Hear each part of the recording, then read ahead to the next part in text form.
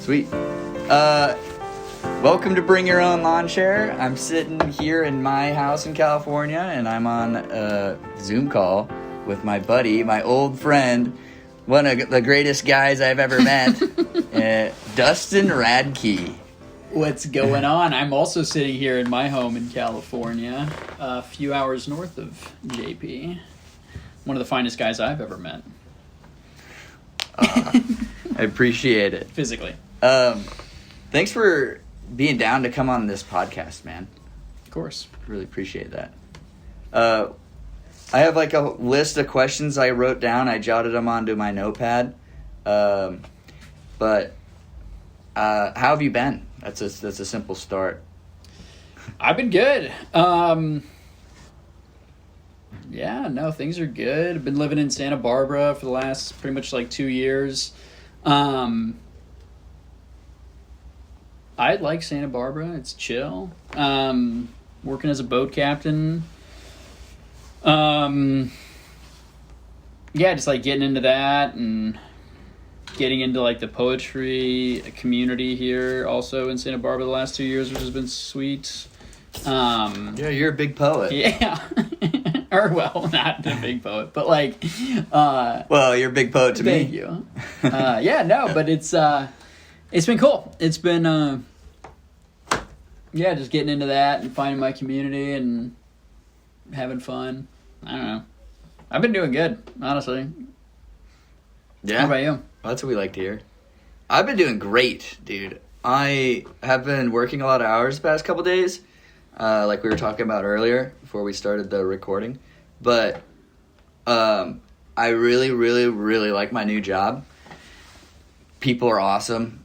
Like today at work, I was trying to leave, but they showed me my timesheet, and so I was sitting in my truck just making sure I had all my punches correct, because I hadn't punched in since I started there, and today they gave me my number and everything. So I'm sitting in my truck, and then like as these guys are leaving, everybody speaks Spanish. I'm like the only white guy on the crew, but they all just walked up to my truck, and they're like, "Hey man, you all right? You broke down?" I'm like, "No, I'm all good. Like good to go." And like 3 minutes later, same thing, different guy, and like I'm like, I'm good, but yeah, super helpful people. They're super supportive. They've been taking care of me. Lunch is great. It's like $4, and you get the country club lunch. Wow. And it's like they serve it on a platter, like, you know, like the plate they put over a plate, yeah. Like at a fancy restaurant, and they lift it. They bring it up to the break room, and they bring it in there for me. I just order it at coffee break at 9 a.m. on the computer, wow. And it comes to me. Yeah, so I just go there, clock off, my food's ready, I eat, I'm done, and 30 minutes go by, and then I'm back at it.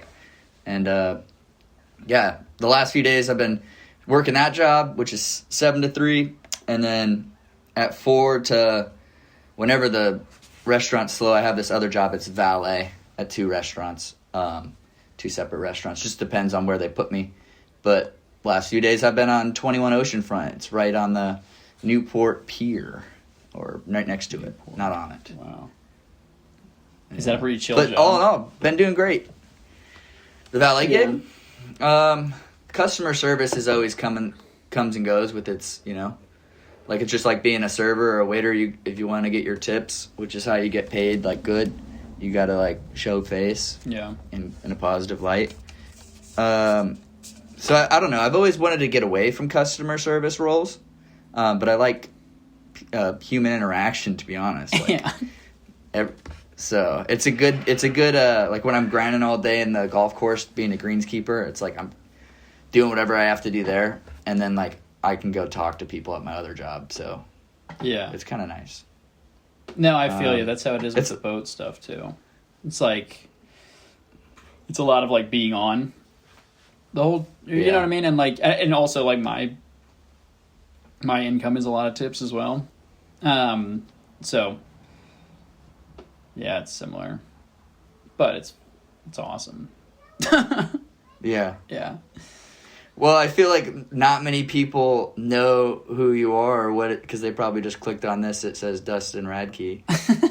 So one of the first questions I wrote is, what's the first memory of us together or meeting each other for the first time? Oh, for me?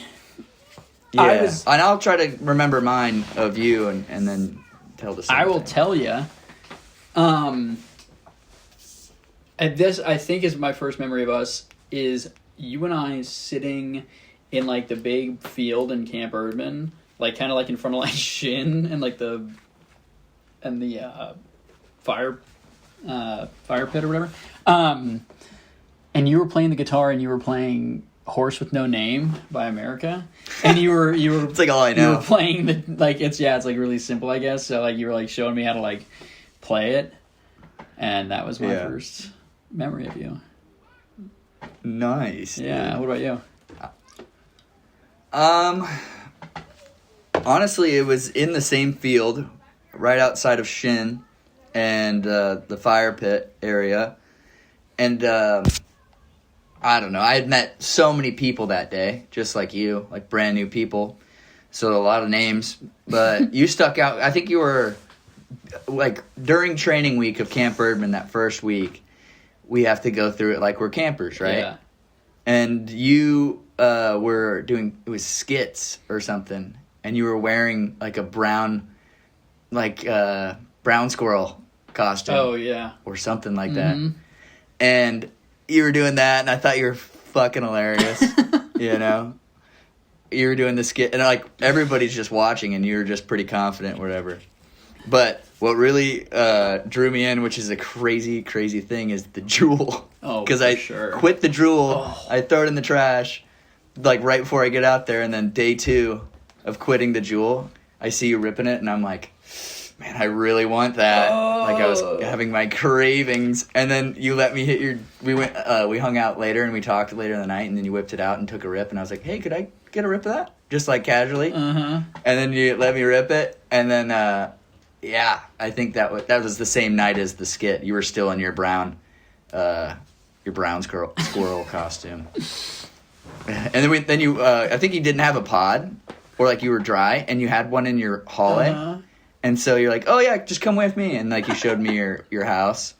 And who was that lived with you at that time? It was that guy from South America or somewhere down there. Was this in Shin or was this in the beach house? Shin. It was in Shin. Maybe Zach? But yeah, it was Zach. Really? That sounds right. Yeah, because you had a bed in there, and then you instantly moved to the beach house, like, after that. Yeah. Yeah, I guess it was Zach. That's so funny. Dude, that's hilarious. Are you still juuling? No. So I quit January 2nd of, not this year, the year ago. So I haven't hit a vape. What is it, April? About to be May. What's that, 5 plus 12? That many months? 17 months? I haven't hit a vape in 17 months. Good for you, JP. Yeah. Doesn't mean I'm, like, a healthy guy, but it does feel, does feel better on my my future. No more popcorn lung in my future. Oh my god, the popcorn lung. I remember they used to talk about that. Yeah, man. Yeah. We used to rip jewels like they were going out of style. Jewel was a big part of our friendship, but, like, not, like, in that way, but, like, it's funny because when I was listening to your episode with Steven earlier today, like, you guys were mentioning the jewel then too, and, like, and how all about, like, how, like, we used to, like, rip the jewel like in the back of the kitchen, and I'm like, oh my god, and, like, the jewel wall, and, like, just, like, that was such a big part. Dude, the jewel wall. How much money did we took super glue and put it to the back of each jewel pod? And then yeah, you're stuck it on the wall. You gotta tell the backstory. I forget. Yeah. And how many jewel pods do you think that was? At least, like, 4 foot by. I don't even think there's 4 a number foot big by enough. 5 foot. Like 4 foot by 5 foot amount of jewel pods back to back, super glued to the wall as a mural. Yeah. And in our hall. It was like a. The funny part about that is I moved back there for spring. After Christmas or whatever. And I walk in, and it's like, hey, we need to renovate from fall, all these cabins, some people left stuff behind. And Libby, the kitchen director at the time, was in my hallway with Tuna, Caitlin. Yeah, Tuna. And they had like a spatula out, like a paint scraper, and they were like, Libby was pissed. She was scraping at the jewel pods. She's like, I can't believe people would, like, I don't think Libby remembered I lived there, but she's like, I can't believe people would fucking super glue jewel pods to the wall. And I was like looking at Caitlin because she knew. And I was like, jeez. Dude. So that jewel wall was, I'm glad I'm done jeweling. That's just a part of the past. That shit is too funny, though. I still fuck with jewel culture, though, to be honest with you. Oh, yeah. My coworker has a jewel. I'll never shit on the jewel.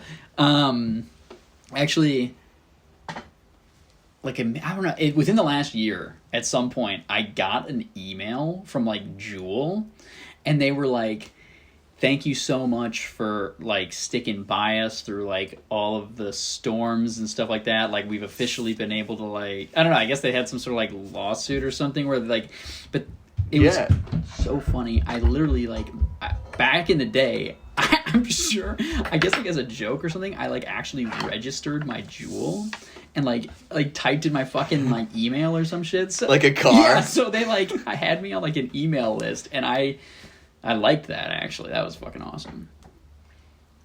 Yeah, did you hear about people getting settlements from JewelPod? Like jewels?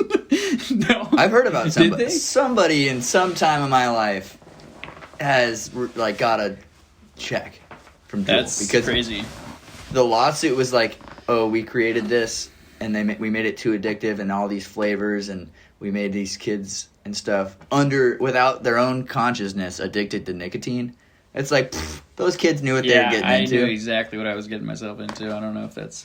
You know what's funny? A girl on my boat recently had a jewel that, like, she was smacking the jewel, and, like, it was, like, out of battery, and she was like, damn, like... She asked me, she's like, it's kind of a weird question. Is there, like, an outlet here or whatever? And I was like, I actually have a USB port right here. I will plug that in for you. Because I'm still, like, solidarity. You know what I mean? Like, I'll never... Yeah. Like, I won't hit When was the last but... time you hit... When was the last time you hit a vape? It's so funny because, like, I know the date also. It was, like, October 5th of 2021 was the last time I had nicotine. Yeah. Wow. So it's been a while, but yeah. That was a tough one. That was a nicotine, tough one to fucking crack. I'm still on nicotine. I just have it in my lip now. You got those lip pillows? I got the lip pillows. Yeah. Dude, when I was in Australia, like, I quit the Juul, like, I don't know, last year. I actually have a funny story about me quitting it, but they didn't sell lip pillows in Australia, like, legally. So I was like, man, I'm just gonna have to quit nicotine right out, you know. And so I brought a couple rolls with me, some Zins, and I actually have Velos. It's my go-to brand. They have a little trash compartment. But anyway, I go to the sponsorship portion of the podcast. We're like, hopefully not. Hopefully, yeah.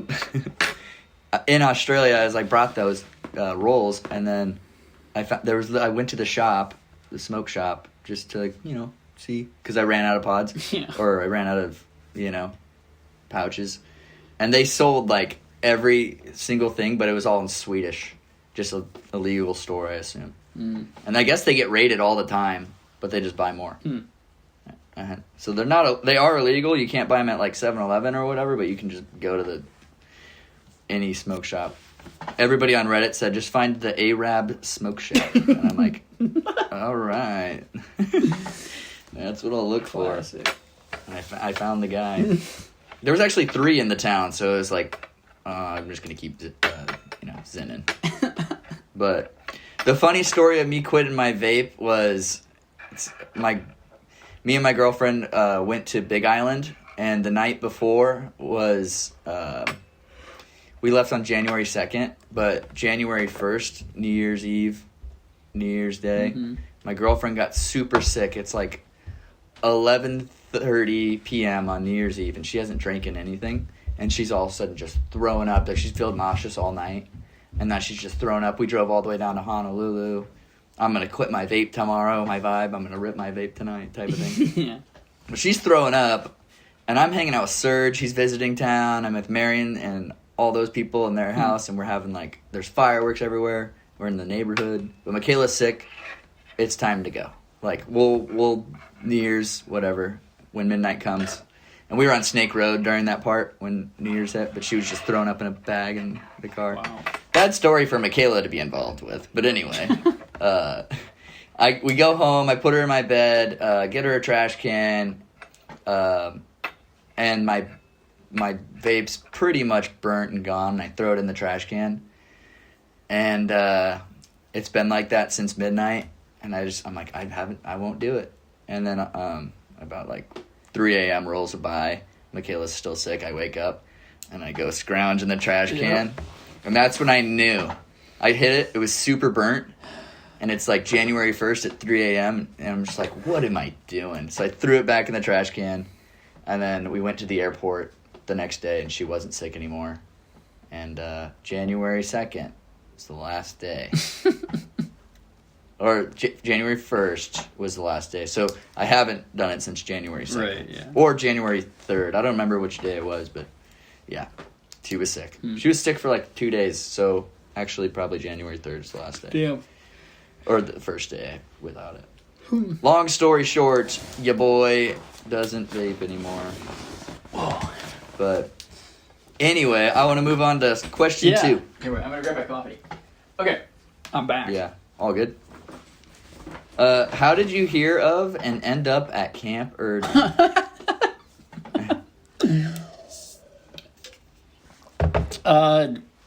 I heard of Camp Erdman because the summer after I graduated college, I didn't know what I was going to do, and a friend of mine said that he had a friend that worked at a camp in Hawaii, and that friend was Morgan Gerber, and so he gave me Morgan Gerber's number. Shout out Moki G. And I hit up Morgan, and he like got me in contact with people. I guess I applied probably like online. Yeah, it was good. And then like the rest is history. I just like I literally got that job. I remember I got it on like August like 7th or something, and I flew out there on like August 12th of 2018. It was like a very quick turnaround. They like needed somebody. Wow. Yeah, and you had the experience or whatever, so they're like, I'm going. Yeah. Nice, dude. What about you? That's a good origin story. Lou Flott. Yeah. Yeah. That's how I found out about it. Yeah.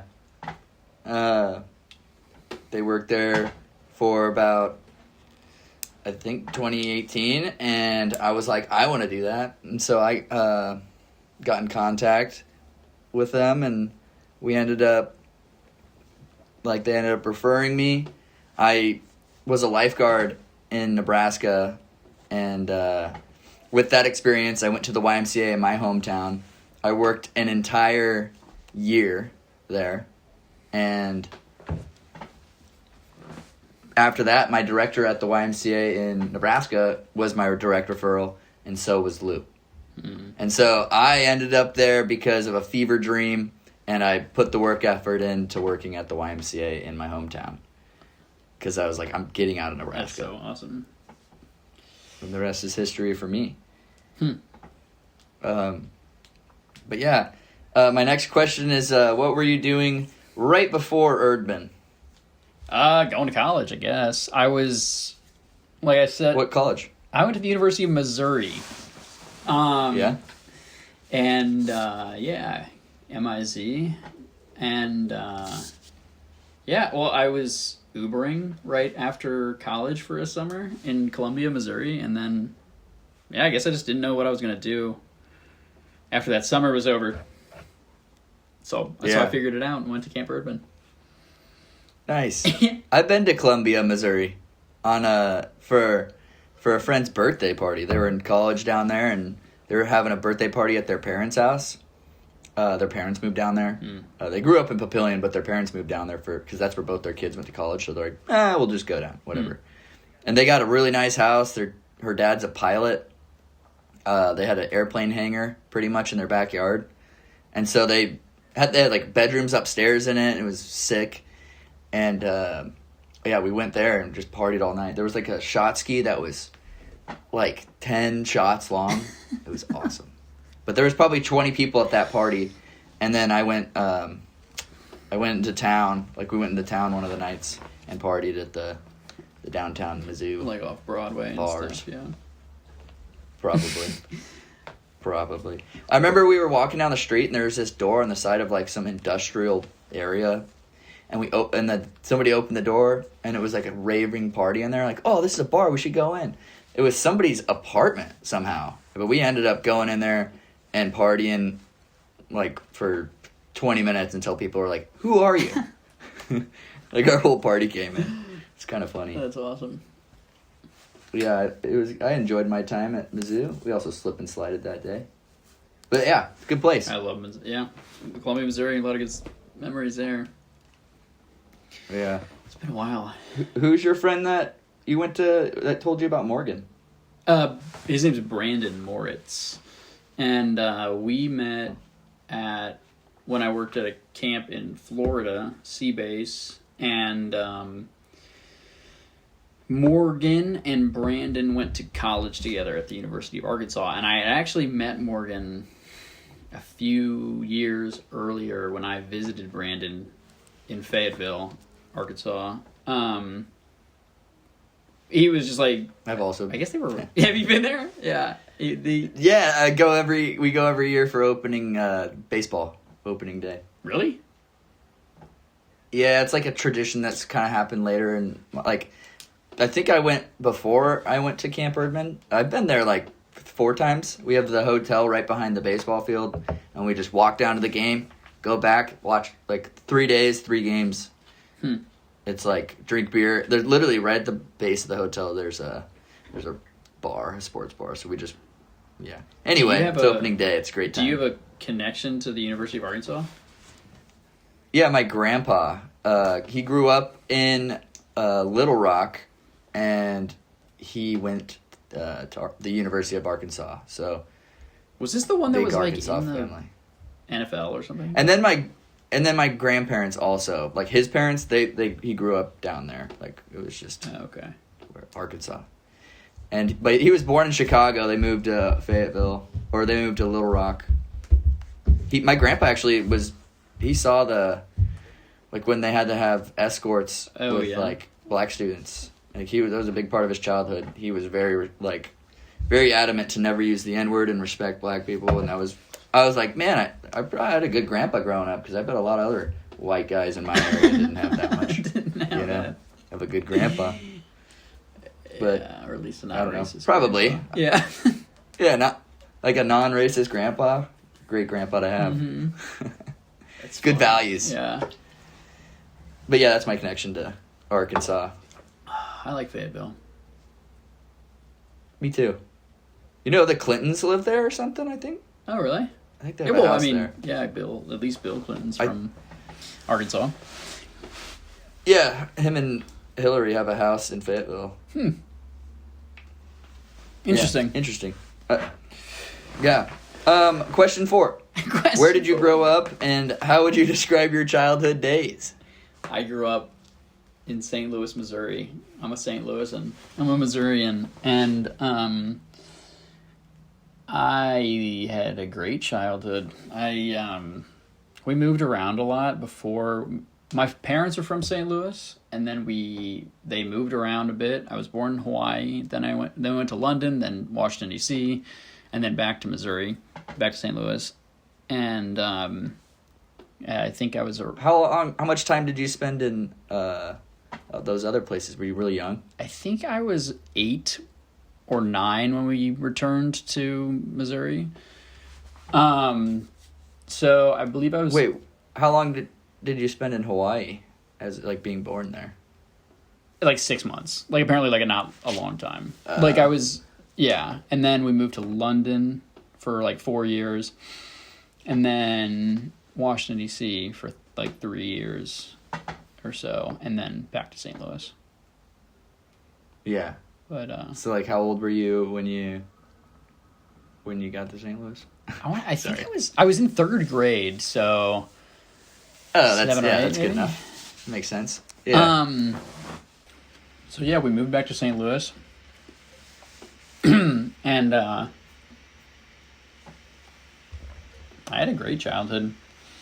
I have 3 brothers, 2 parents, mom and dad.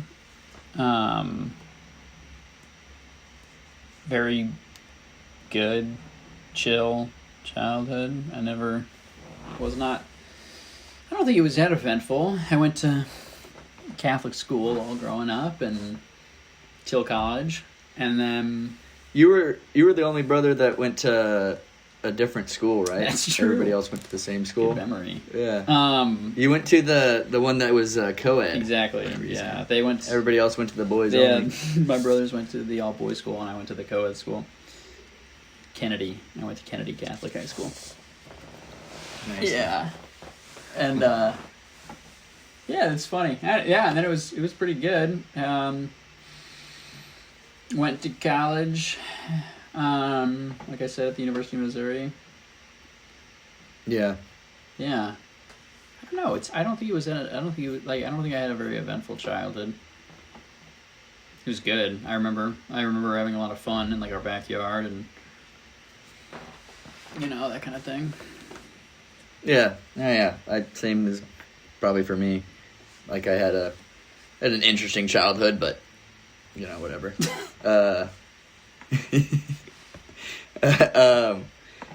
Yeah, dude. But once you went to college, so you went to like Florida, right? Mm-hmm. Did Seabase out there. Was that before college? During college? Those were 2 summers during college. I went to Seabase, and then I came back to Seabase for pretty much like a total of like a year and a half ish after Camp Erdman, actually. Okay, so was Seabase the only place you had worked outside of St. Louis, or like, where you traveled yourself and had a job, like up until Camp Erdman, or did you have other places you went and worked? Outside of St. Louis. Just outside of St. Louis up until before Camp Erdman. Yeah, Seabase was the first one. I went to Seabase when I was like 16. It's a Boy Scout camp, or it's a scout camp, and I just always wanted to go back and work there, like ever since I went there, and so I just made it happen for 2 summers during college. Is it Key Largo? Seabase is in a couple different areas. It's in Isla Morada, which is a island in the Florida Keys, and then it's also on an island called Summerlin Key, which is more south of that one and of Isla Morada, and that's where I started. I started at Summerlin Key, and actually that's where I met Stephen J. Owner. That was gonna be my next question. Was he there working before you, or did you guys start at the same time? He actually started after me at Seabase. I was there during the summers of 2016 and 17 on Summerlin Key, and he was there the second summer, 2017, and he was like a groundskeeper. Nice. And yeah, dude, that's how I met Steven. That is such a wild thing. Steven is one of my oldest friends. In, like, such a crazy way, dude. We have traveled around, like, I guess... You guys went... Yeah, you guys, so... You guys are... Yeah, I don't know. We almost did the whole... I almost came out to the Virgin Islands with you boys. That's right. But I was a little skeptical. Oh, my God. But you guys were there for, like, a month or something. 2 weeks. Two weeks. We were there for 2 That's weeks. Crazy. I almost fucking flew out there and worked in the kitchen. Dude, it would have been great. But I had a gut feeling to stay home. COVID hit, like you said, or like what happened, and then my dad got diagnosed with esophageal cancer, stage 3, and so I was like, yeah, I'll probably stay home, because they told us like 80% chance he survived, or he doesn't survive this. Wow. Which is nuts. The surgeries have probably advanced since then. Probably not by much, but yeah, it's pretty nuts. And he actually is doing great now. He's cancer. I was going to ask, so. Yeah. I mean, I know that he's alive, so he's like he's cancer free. Yeah, he's a big. He's like on Facebook. He's like started this Facebook group. I don't know if he started it, but he's in it. I know he's like a big deal on there, like probably like an admin or something. I don't know. Whatever it may be, he's in this Facebook group with esophageal cancer people. People that have survived or whatever, they're going through it. They just like diagnosed. They're a big support group. But my dad was telling me he wants to do a podcast with his buddy in the backyard, just joking around like by the fire pit and just talking whatever, just being dudes. And I was like, dude, that's a good idea. And he wants my help with it. But I was like, that's a good idea. But you should make a podcast about your esophageal cancer people. Like, you could probably interview millions of people. That would be... Yeah. People would listen to that. That'd be a good one. Also, I feel like that would, like, give people who have esophageal cancer, like, a little bit more of a community. Well, yeah, and also, like, comforting, and, like, as they're going through things, to know that other people have gone through it. Right. Right. Yeah, dude. Yeah, my dad had to go on a liquid diet after his surgery. So basically they removed his esophagus from like where your nipples are up until like your Adam's apple. And they cut that entire piece out of his esophagus, basically the whole thing. And then they pulled his stomach like long, like a string bean, like stretched it out. And re-sewed it where they cut it near the Adam's apple. And so his stomach's like super small and it's like a tube, but over time it expands and it'll grow and regenerate, hopefully, Mm-hmm. And the doctors say that's what's happening, so good on him. Like but he was on a liquid diet for like 4 months. He was in his bed for probably like a couple weeks. My stepmom and him got engaged like I don't know how long before, but pretty recent before the diagnosis. And so and she's a doctor. And so it was just perfect situation for him to have like, because if it was just me, my brother, and my sister at home, like we couldn't have. My sister maybe, but I don't think he would have had like the same outcome because she was able to feed him and force him to take the medications when he didn't want to. He was delirious for like post-surgery for a couple days. Didn't really know who he was. It was really weird. But now he's back to the same old dad I know. But it took in their Facebook group. He was telling me that some guy after 1 year of surgery, he just was able to eat his first burger. So like you got to work up. Like he started with like tiny little like M&M sized chicken nuggets, and like you slowly work up. Oh my gosh. After the liquid. How long did you say he was on a liquid diet? To my knowledge, I think like 4 to 6 months. But I think he was like testing the water here and there. But if he ate too much, if he was hungry in his head and he ate too much in his stomach, he would throw up. And that's not good for. What did you say? If he ate too much in his head. So in your head you get hungry, right? That's the way he describes it. And then in your stomach you get full and you don't feel it until a little bit after you're not hungry anymore. Oh. So when he puts the food in his stomach, it would just be too much for like the situation going on, and like he would lay down in bed. And all of a sudden, it would just, like, he's got to throw up. So he had to, like, learn how to eat again. And he had to do it in really small parts. But he'd be the best guy to explain it. I think I got to have him on the pod. Yeah, for sure. I don't know. He kind of wants to do his own pod, I think. I don't know what his plan is. And during all that, dude, he was working at PayPal. And he got, they were like, hey, we got to lay you off. Like, AI's taking your job kind of deal. And he's like, you can't do that. I have cancer. It's my health care. And they're like, you know what? You're right. So they kept him on for another couple years. And just last year, he finally, like, everybody else on his team was let go, but they felt bad. I think they wanted to, like, not put him in that position. No money, no health care, cancer. Yeah. So they kept him around. He worked from home. He got, like, medical pay. And then, yeah, dude, they just let him go about a year ago.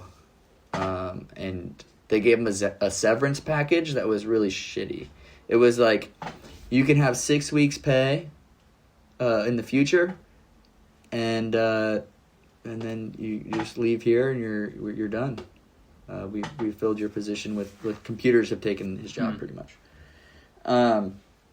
It was that was his option, or option B, no 6 weeks pay, apply within the company, hopefully get a job, but if you don't, you're just gone anyway. So it's either way, he's gone from that position, and he could take 6 weeks pay or not. And he'd been there for 30-something years, so you'd think there'd be like a pension or like some sort of, something you'd get out of working at a company for 31 years. That's crazy. PayPal. Wow. I know, right? PayPal. You'd think they'd be like pals. You know what I mean? But he ended up getting a job at Lowe's, and he works in the garden section now. And he's always been a big landscaper. He's always mowing the yard every day. He's out there like changing the height by like a millimeter, just cleaning it up. And he always has plants, and he's always watering them. So I think it's good for him to be in the garden section. And he's a big people person. He'll talk to anybody. So him on the floor, like doing whatever I know this Christmas he put up the Christmas lights, the Christmas decor at Lowe's, and it was like all out. Is what I've heard. But I haven't been back. I was in Australia, so he just sent photos. He sends photos every day at work. Like, he loves it. So good on him. And, but yeah. When was the last time you went to Omaha? I was there a month ago.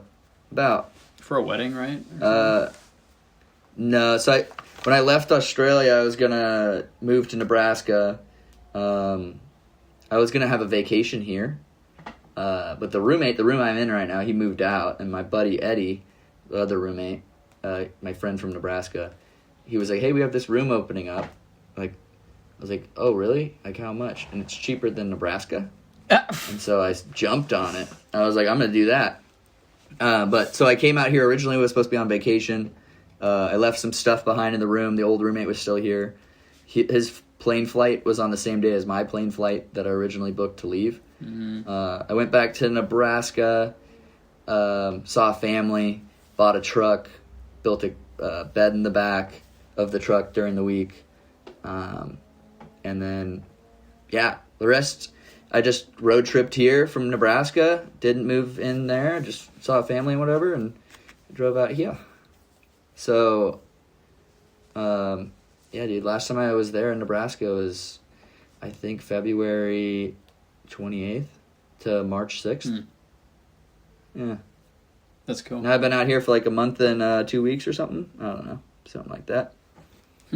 But I'll probably go back sometime soon. Just got to get the funds up. Yeah. You ready for question number 5? Let's do it. What was your biggest fear as a child? Oh my gosh.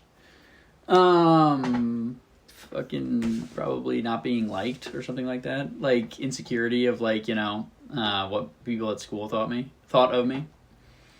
Yeah. I mean, yeah. Valid answer. Yeah, that was probably what it was. Or at least as I can recall, like my memories, you know what I mean? Especially like being like kind of moving to St. Louis when I was 7. I was like in 3rd grade, so I was like the new kid, that preoccupied a lot of my thoughts of like how to fit in and things like that. Yeah. Nice. What about at Camp Erdman in that window of time where we first met each other and then, up until the time where we parted ways? Was there anything that was going on in your life at that time that what was your biggest fear then? I don't know. Oh, shit, man. It was probably the same thing. You know what I mean? Like, you know what I mean? Yeah, but actually... you know what I mean? Like... That's a great answer, yeah. It's funny how that... I mean, because I don't have that many, I talk to some people, they say they're like afraid of the ocean, or they're afraid of, I don't know, stuff like that. And like, I'm definitely not afraid of like the ocean, and I don't think that like fears of many like material things in the world scare me, or at least don't like occupy my brain. And like, very often. You know, like I don't like watching scary movies. You don't want them just as much as the next guy, but like murderers don't necessarily scare me on a daily basis. But yeah, I remember that. Like, murderers don't scare you. Or I mean, like in general. I guess on a daily basis, yeah. Well, because you said like, what's your biggest fear? I mean, like like the. I mean, I guess back at Camp. I guess I was like the question. I guess like what's gonna happen next would be my answer. Like Camp Erdman, I was like, okay, this is temporary for sure. What can I do? I feel like my biggest fear was not being able to like just going back to Nebraska and just being regular Joe. That was my biggest fear at the time. Yeah. I mean, that definitely did. Yeah. That did worry me, but I honestly kind of think that just comes right back to, like what people think of me. You know what I mean? If I worry about that kind of thing. Like, yeah, because it's like, why would that bother me? You know what I mean? Like, I'm not really afraid to go back to St. Louis or like, like have a certain job, but really it's like, I honestly think that's still the root of it. Yeah. All right. Well, you're going to love my next question. What's your biggest fear now? The ocean. No.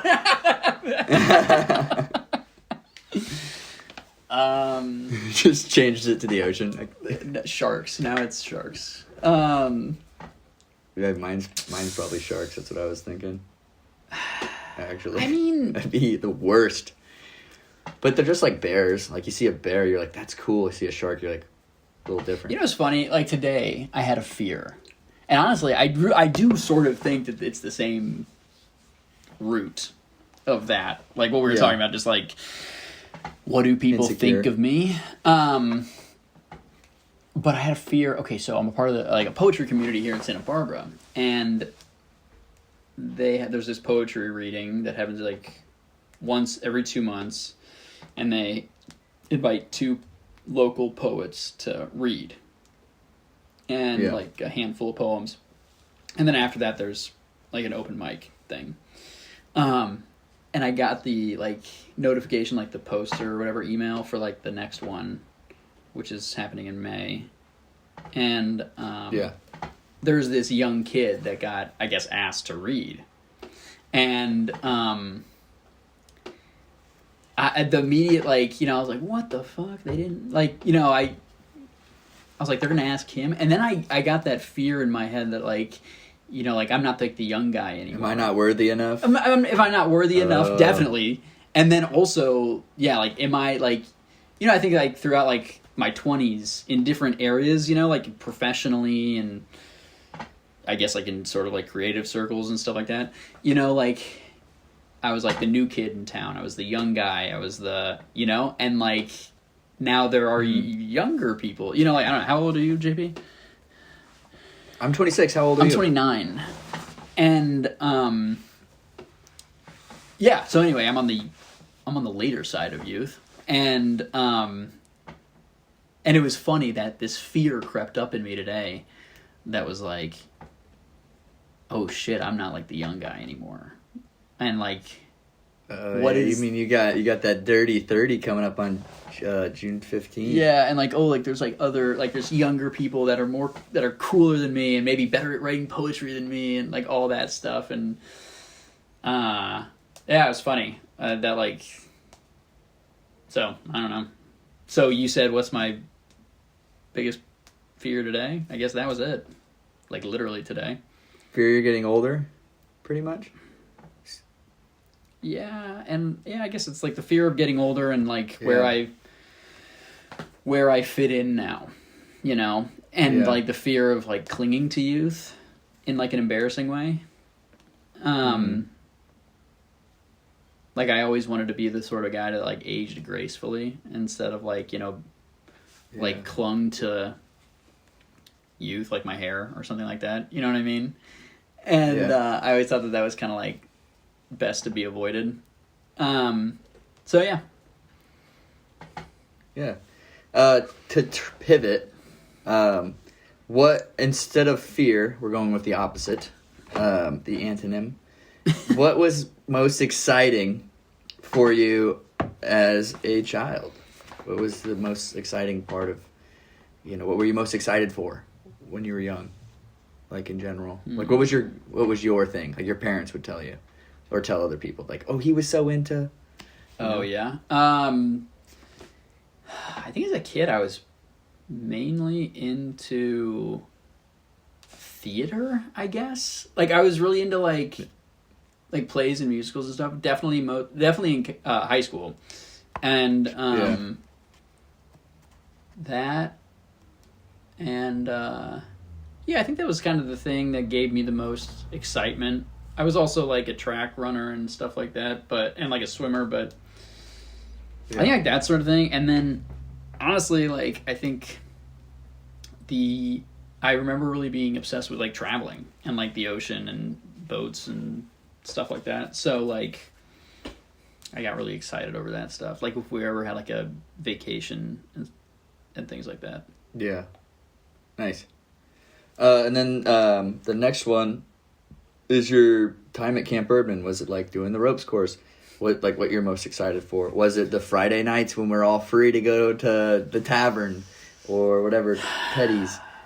Or was it, any other thing like driving the bus? Were you most excited to do that? Because you were the bus driver there. I was the bus driver at Camp Erdman. I was most excited at Camp Erdman for probably hanging out with you guys. I think that was the thing like hanging out with you and Steven and Lou and like Tyler and Evan and like all those people that we were friends with back then. Or the Beach House boys. Yeah. The Beach House. Beach House is a whole nother question. That'll have to be a different podcast. Yeah, probably. We have so many stories. But then now, what are you most excited for right now coming up? Like, or in your day to day?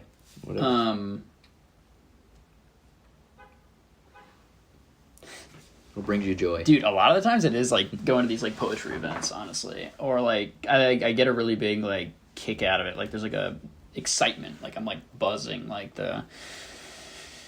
off of like the jewel pod, like the fucking jewel pod for show. And then just like because I don't know, like going to those events and like the vulnerability and the community and just like the creativeness and stuff like that. It's cool. It's a cool little community that I'm a part of right now.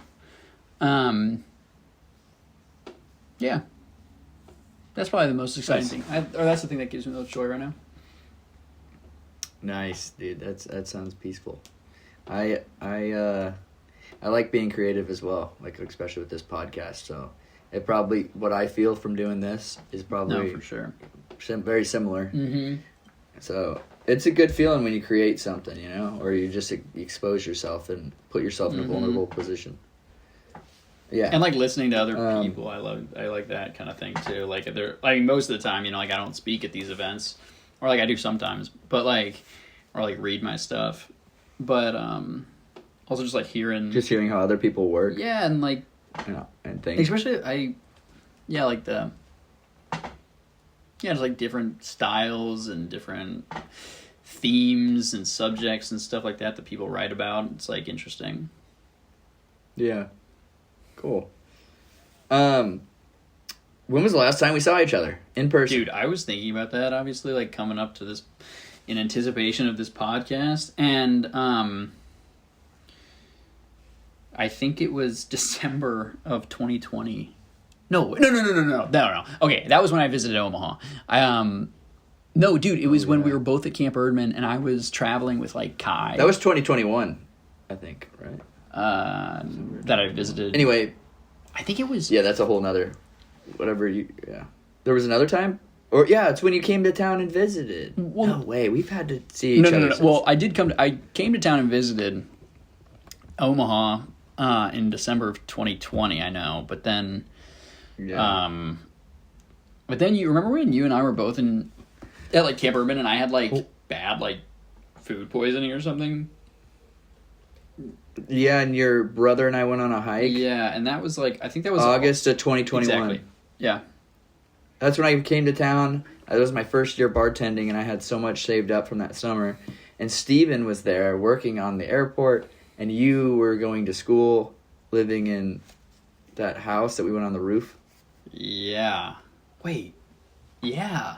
Oh.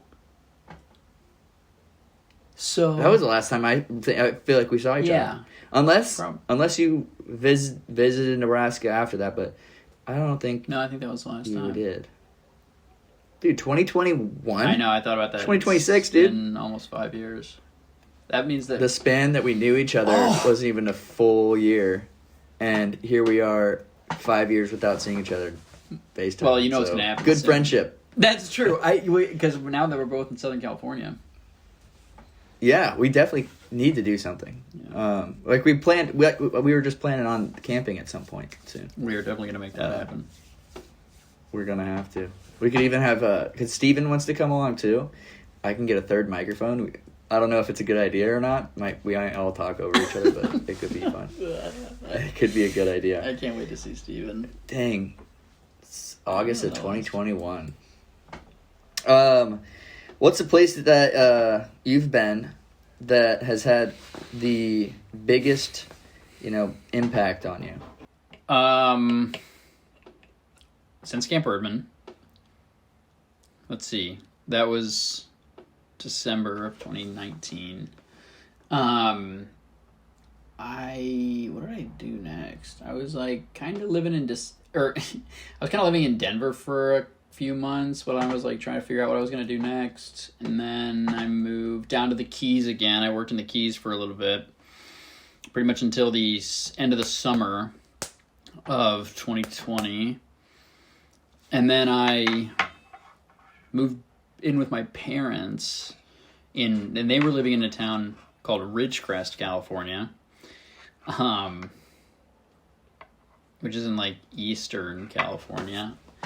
And I lived with them for about a year, or I lived in Ridgecrest for about a year, and I worked for a woman named Kai, an older Thai woman who I was like her travel companion and assistant and things like that. We traveled around. After that, I moved back to Hawaii, and I went to the University of Hawaii for a little bit for grad school. I worked at Jerry's Pizza for I think that was for 10 months or so. And then I moved back to Hawaii, or I moved back to the Florida Keys, worked at Seabase again, got my captain's license, got my dive master. And then I moved to Saipan, which is a small island in the Pacific. And I lived there for about 10 months. And I worked at a resort where I taught English to Korean students, and I sailed the resort's sailboat. And where? Sorry, this is in Saipan. This is it's like an island in pretty much like Southeast Asia, but like really like it's like in the middle of the Pacific. It's like directly north of Australia. But like directly east of the Philippines. Northeast? Yeah. Yeah. Okay. And then lived there for a bit, and then I moved to Santa Barbara, where I've been working as a boat captain. How long have you been in Santa Barbara? For almost 2 years now. 2 years? Yeah. Nice. And the biggest impact?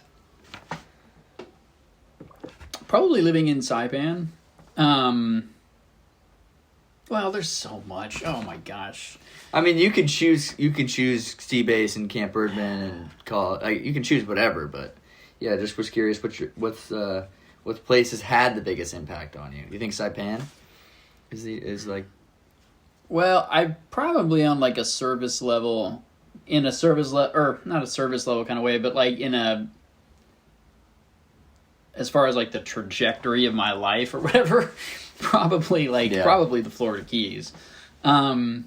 Just because like that's where I just started like kind of like in general, that is where like my job or like my career, my trade, and my passion kind of began. Yeah. And I probably like learned the most things that I use on like a daily basis there in the Keys and stuff like that. But I feel like Saipan taught me a lot of things. Like it taught me it taught me a lot about like the world and like thinking outside the box and like how other cultures operate and process stuff. Huh? Is that like for countries? Like, was that like one of your first countries outside of the U.S. that you've been to working in another country? Yeah, I guess.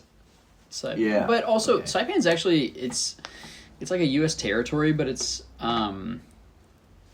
like lower on the. There's like kind of like tiers as far as like relatedness to the United States. Oh, for sure. Like Guam and like Puerto Rico are like pretty close to like pretty much being states, and then there's like kind of like not a hierarchy necessarily, but like a like a closeness list, close to like spectrum, and Saipan's lower on that. So yeah, it was a very diverse place. It was really just like different and cool, and it was a small town, and like it was a small island, and I got to know like a lot of people really well, and it was a really beautiful time actually. Yeah, dude, that's a great answer. I like it. What place had the biggest culture shock out of everywhere? Oh. When you moved there, you're like, "What? This is life." Well, definitely this is how people operate. That's definitely Saipan. What was one thing that they did that we maybe as regular day Americans don't know or don't do? There's all kinds of stuff, but like there's like an interesting thing, and there's probably levels to this, and this is probably way more nuanced than I could like explain here, but like I learned that not every culture in the world like kind of like value or like there are different ways that like I guess people are like the way that we value different relationships. The way I was explained it is that in Saipan, like here in the United States, you say like somebody's, I don't know, like a candidate for an election or something like that. Like, and you'd be looking at these candidates, and in the United States, you think, okay, whose like beliefs do I align with the most, and that's the person I'll vote for. Where in Saipan, for example, it's a very big family-based culture. So, like a person from Saipan would instead look at those candidates and think, and pretty much find out which one they're most closely, literally like related to. And on a small island, like that's really possible that like one of those people is their cousin or brother or uncle or aunt or something like that. So yeah. So that was interesting like to me. Voting for a mayor. Yeah, and it was funny because going there to somebody like me or you, like that would be like, what? Like really? That's how you're gonna decide that kind of thing? But to them, that's their connection to the government and maybe getting funds, and that's their family having a better future. Yeah, in their mind, they're like, why would you not do that? And so it's funny, like the way that, that was like one of the millions of like ways that, like one of the millions of like culture shock type of things that I learned. Yeah. But, learning different languages, like sort of like starting to learn like Korean was fascinating because there was a lot of Korean tourism on Saipan, and I worked obviously at teaching Koreans. That was a big learning experience. And learning a lot about Korea, South Korea, and like kind of now having like an affinity for like Korean culture. Yeah. That's cool, dude. That's a good one. Thanks, JP. Yeah, dude. Culture shock, dude. I've had crazy time, I'd say Thailand was. I know. I wanted to ask, like, insane. what have you been up to, and what are your answers to those questions? Those questions, or just this culture shock one? You can start with the culture shock one, maybe. Yeah, as we go. So the culture shock one, I'd say Thailand, dude. Showed up there. I was in Bangkok when I first got there, before I went to my cousin's house in Koh Samui, which is an island in the Gulf of Thailand. But I showed up to Bangkok because that's where you got to go to get into the country. It's like the hub. And me and Michaela got like a 3-day Airbnb hotel something, and we wanted to go see the river market. And we went down to the river market, and people were literally living on the street, but not like homeless. Like they built their own tents. Like it sounds homeless, right? But they would have, you would just walk by and some guy would be sleeping in his bed, and it was normal. Yeah. It was just really, that was one thing. Very, very, very, very, like when I got to Koh Samui, it was very, very populated. The island was like shoulder to shoulder everywhere you go. Stray dogs everywhere. You go up in the mountains on your moped and ride the dirt road to get to the other side of the island quicker instead of going around. And there'd be stray dogs living in the these mountains are steep and stuff. It's kind of like how Camp Erdman's mountains were so steep. So you'd be like going up a pass around a corner, and there'd just be a stray dog sitting on the side of the road, and you're on the moped, and it just starts barking and chasing you. Dude, that was scary. Shit happened in Saipan a lot too, yeah. Especially on bikes. Yeah. Like they would chase me down big time on bikes. Yeah. We had to like, I don't know if they told you to do the same thing, but like if a stray dog like started coming at you, like in Saipan, like you were supposed to like raise your arm up like you had a rock in it, because like they, I guess, were afraid of that motion, and then they would like back away and stuff. It was wild.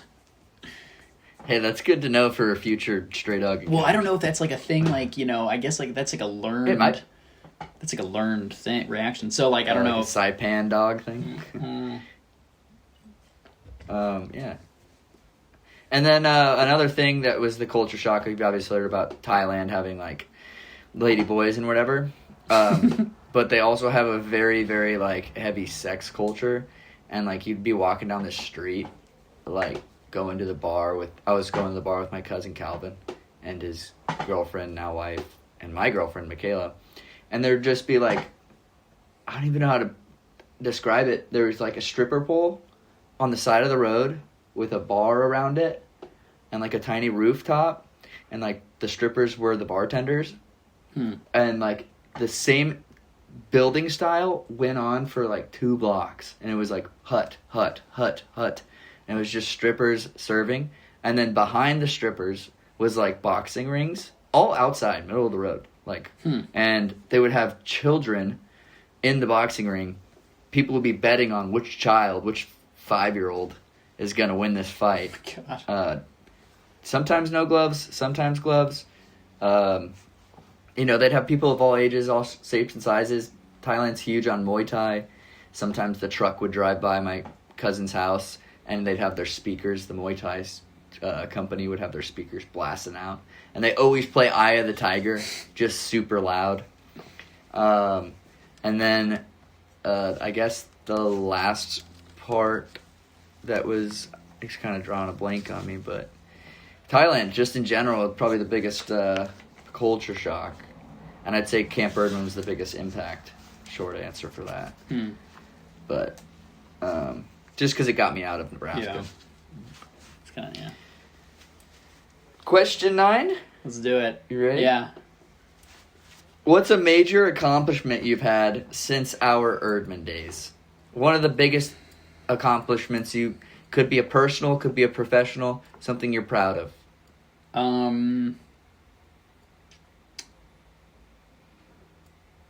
Probably the publication of my first poetry book. You should plug it. Yeah, I don't know. Here, let me see if I can grab one real quick. This is what it is. This is what it looks like. Oh! It's called You Don't Have to Leave by Dustin Radke, published by Bottle Cap Press out of LA. And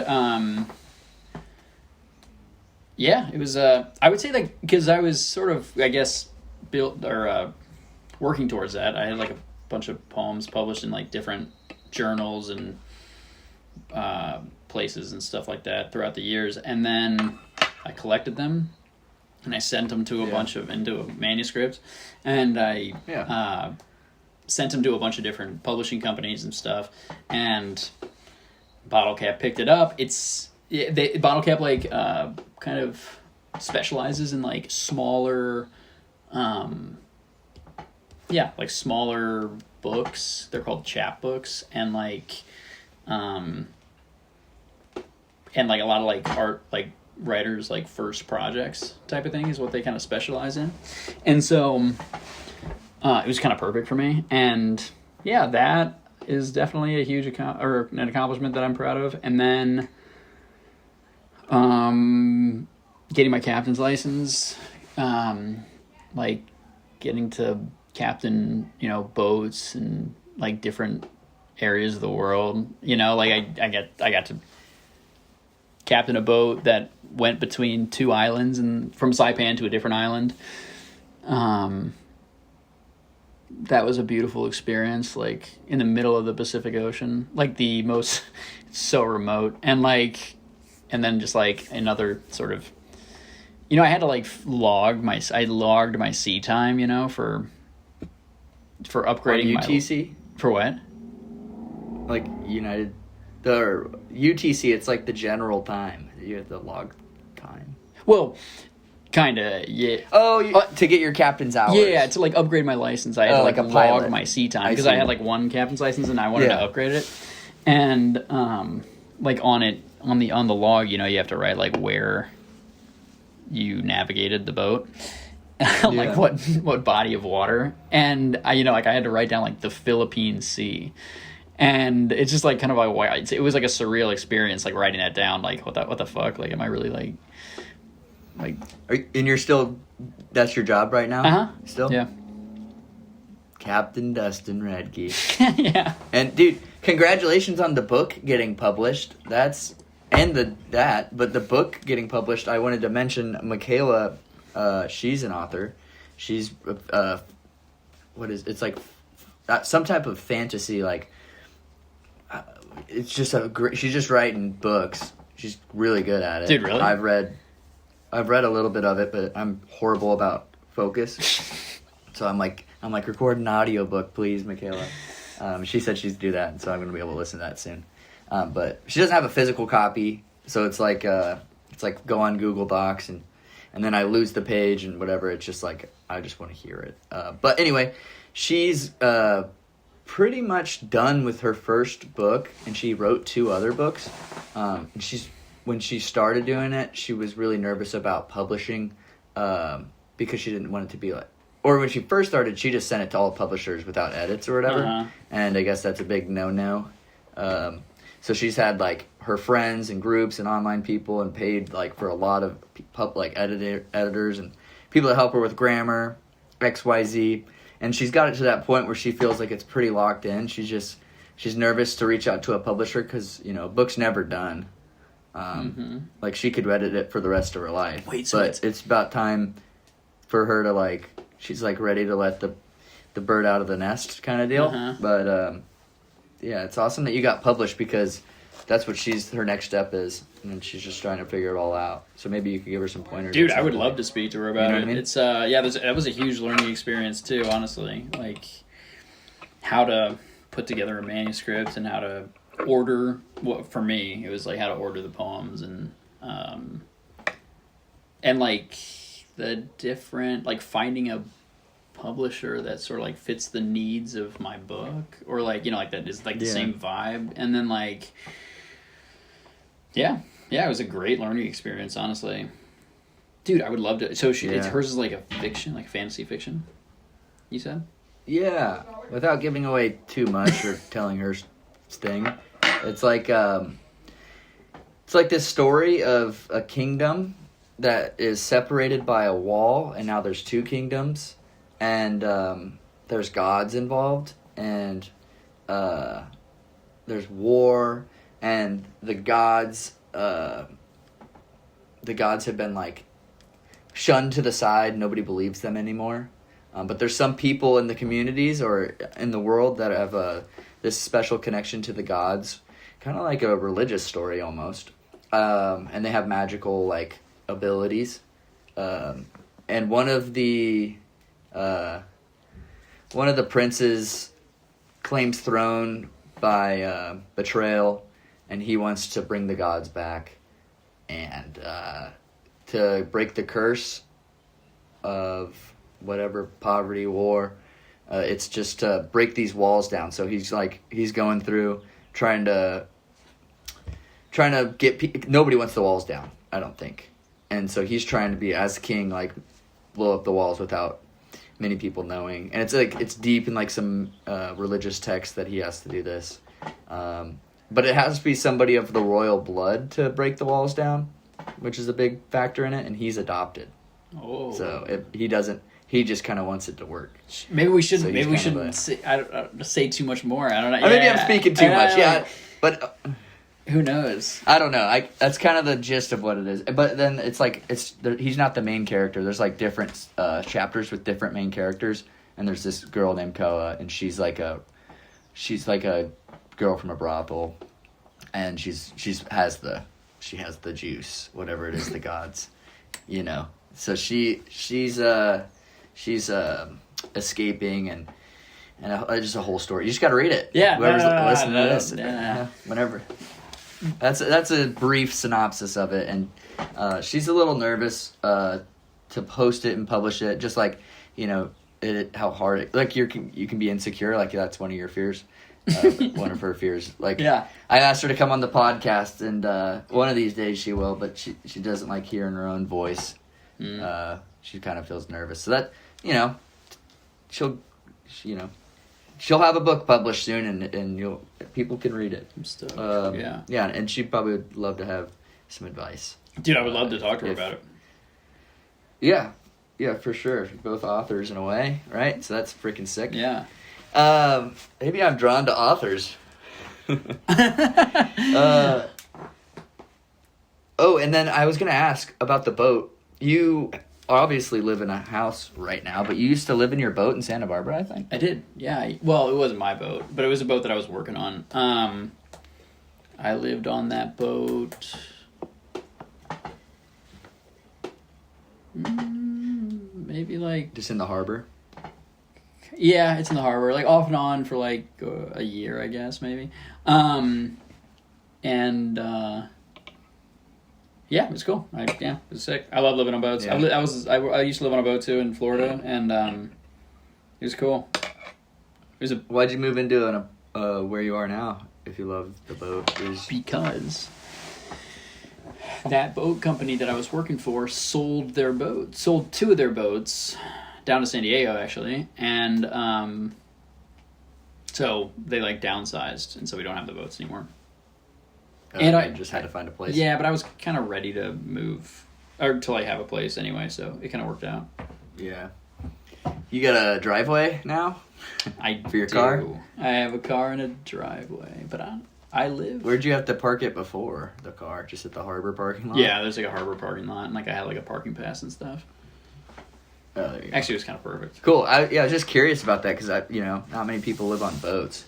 Yeah, it was sweet. You know? It was living at the harbor and the sounds of like boats and... Did it ever rock? Yeah. When you're sleeping? It was a big boat. So this boat, we like did like overnight dive trips to the Channel Islands, which are like, it's a national park off the coast of Southern California. There's like, like Catalina. Yeah.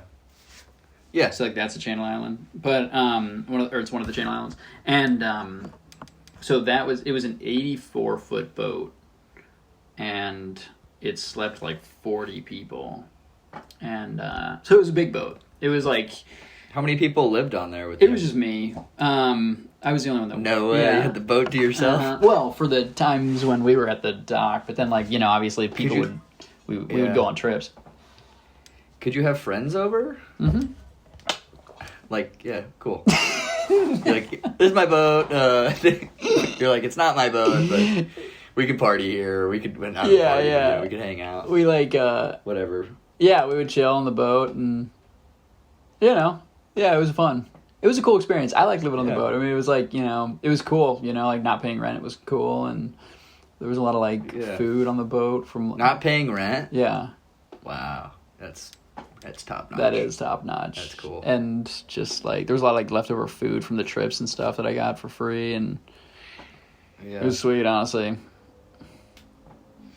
All right, I got another one for you. If you were to start a new business tomorrow, something that, I don't know, like, you've thought of, maybe, like, just here and there, or joked around with friends. If you were to start a new business tomorrow, what would you solve, build, or sell? What would I solve, build, or sell? Brand new business. Not something you've done before or are currently doing. Oh. Whoa. Just an idea you've had at some point that maybe sticks out more than others. Yeah, I mean, I think I would like to at some point, maybe if I guess I've always wanted to like work at a publishing company, so maybe like starting a publishing company for like probably poetry or like probably that sort of thing. If I was to run my own business, I was like, it's got to be either that or like a boat company. Keep it on par. Yeah. So probably a publishing company though if I was to do something. Nice. But honestly, JP, I don't think I'm a very entrepreneurial guy. Yeah. No, just what if. Yeah. Not saying, hey, now you got to go do this. No, yeah. Well, it's fun. Continue. Sorry. Cool. Okay, now we're getting into some fun questions. Oh, boy. The lottery scenario. Oh, my God. Money's not a problem. What is Dustin Radke doing with unlimited funds? Unlimited funds. You're not Elon, but we'll say you're doing well. You really don't ever have to open the app to check your bank account. And that's hilarious. And you can, say you win the lottery. Practically. Obviously the things that you want to do, but think about more than just just the things you want to do. What would you buy? Where would you live? What would happen to the people around you? What would you do to them? You know what I mean? Lottery scenario. What would happen? I would ship off my family. No. Yeah. No, I mean, shoot, man, dude. If I had unlimited funds, I would probably. Honestly, the first thing I'd probably do is buy a sailboat. I'd probably buy like a 30 to 40 foot sailboat and spend time sailing it and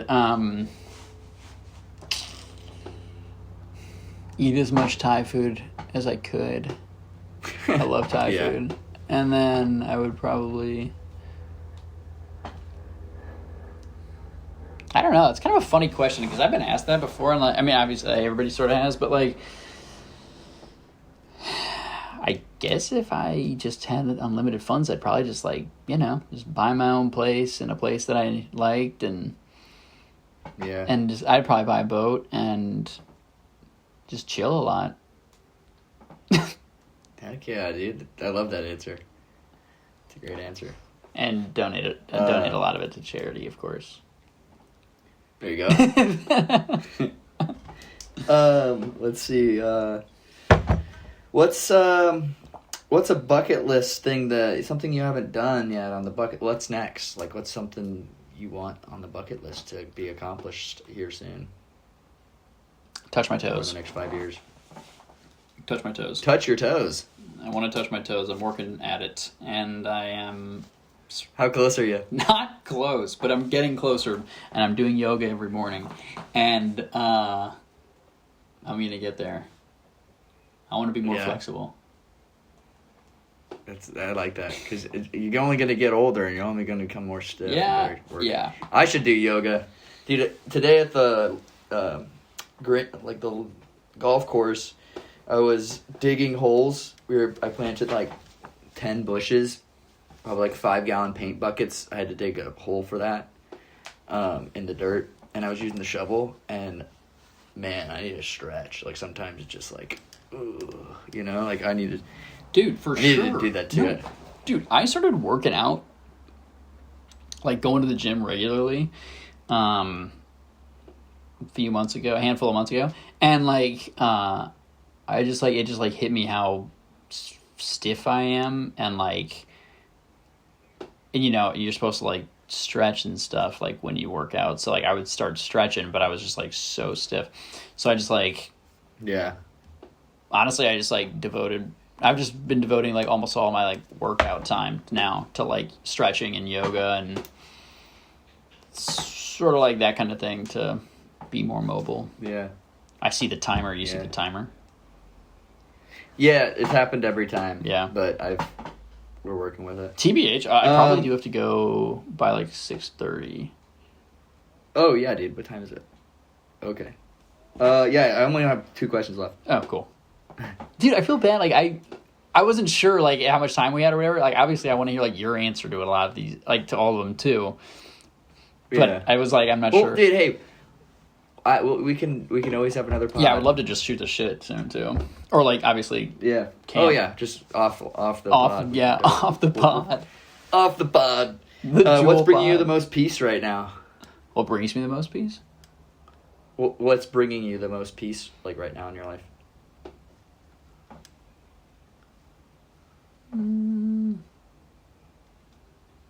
I've got a pretty good like morning routine at the moment. So on the boat, with the boat job, I normally don't start work until like noon.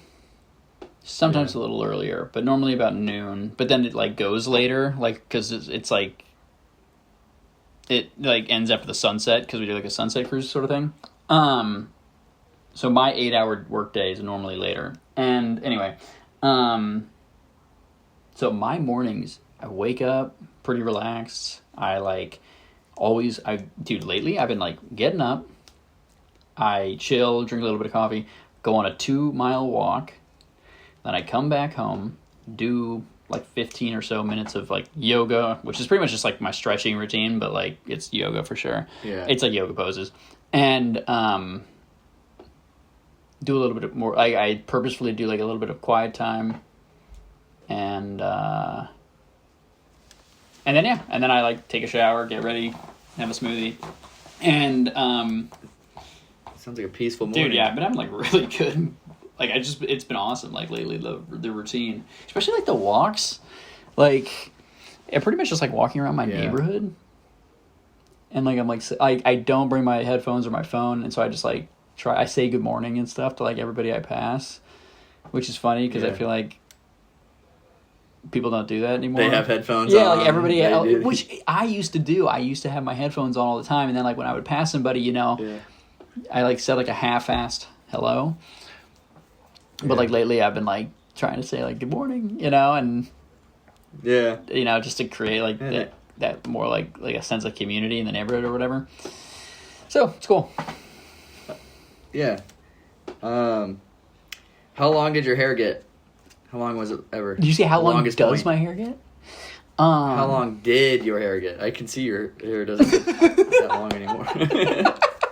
Dude, have you seen? For those of you listening, he doesn't my have hair. Yeah. Did you know that? Or were you... I can see. Well, I know. But no, I didn't. I mean, I knew it for like since I saw you in 2021. You had a shaved head. No. Did I? When you brought Kai out to Camp Erdman. Dude, that's so funny. I yeah, I might have.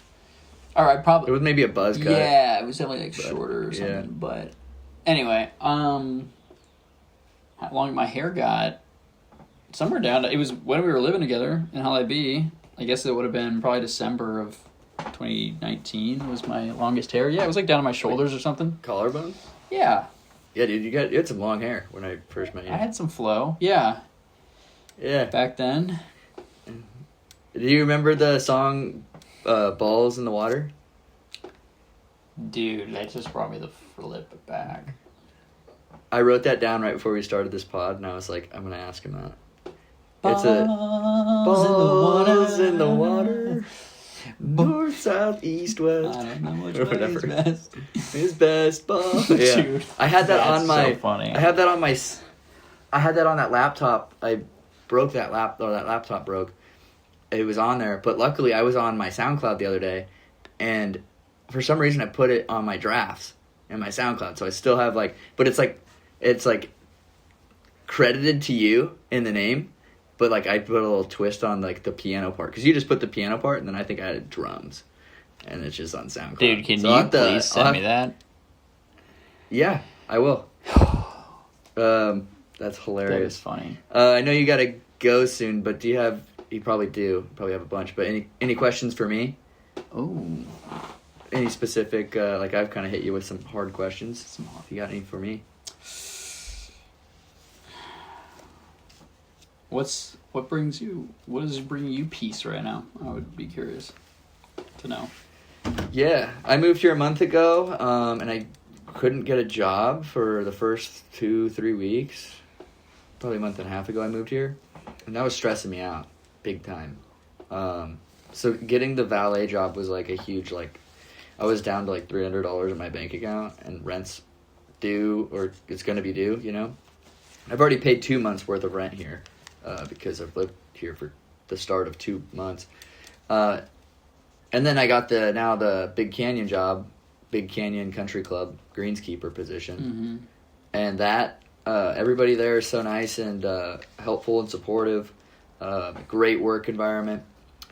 So being able to pay my bills and have a routine, specifically routine, waking up every day to do my job, and because I was in Australia and I've been all around, and it's just been here and there, and I've lost a sense of a structure to my day to day, and so I like having Monday through Friday I'm working, making money, and that's bringing me the most peace right now. Just kind of and living here in California, having my roommates, we have cats. Yeah. They bring me peace sometimes, but they've been running away, dude. Every time you open the front door, they be bolting, so it's pretty hard to keep them contained. But all in all, what's bringing me the most peace is having a routine, and I want to add more to my routine as it goes. But yeah, it's important. That's cool. Like your stretch. Yeah, dude. I want to have a daily stretch routine. Yeah. Yeah. Where is Michaela right now? So she's in Denver. Her parents live there. Yeah. I'm actually going there tomorrow on a flight. Her brother gets married, and she did the seating for it, and I'm sitting at the head table. Whoa. It's kind of cool. Yeah, big stuff. But she's there until August, and then we're gonna move back in together. We've done distance 3 times before, and she just misses her family. When we were in Australia, she was like, "Man, parents are getting up there." Her parents are 10 years, 15 years older than mine, and so, wow. And she's my age. My parents are 50. I think her parents are in their 60s, up, can retire now. And so she wants to spend time with them. And then her grandma moved to Colorado when her grandpa passed away, during her younger years. But her grandma's getting up there too, so she just wants to be around family for a couple months, and we'll visit each other every so often. But hopefully once to twice a month, or you know what I mean. That's the goal, but can't always make things happen when you have $300 in your bank. Yeah, I feel that California rent's no joke. Or well, you said yours is more expensive, or yours is cheaper than Nebraska. Yeah, cheaper than Nebraska. But yeah, I got real lucky with that. But yeah, Michaela's just out and about. So she's in Denver right doing now, her though. thing. Or yeah, she's working out her summer, what was her summer job, but it's year round. So next time she comes out to outdoor instructor. California, we should hang. Yeah, man. Well, I want to say thanks for being on this episode. I know you have a bunch more questions probably to ask me, but it says less than a minute recording, and I bet it's just gonna blank out on us. So I just want to cap it right there and say thanks, man, and I can't wait to see you soon. Thank you, JP. Hang out. I love you so much. Yeah, love you too, dude.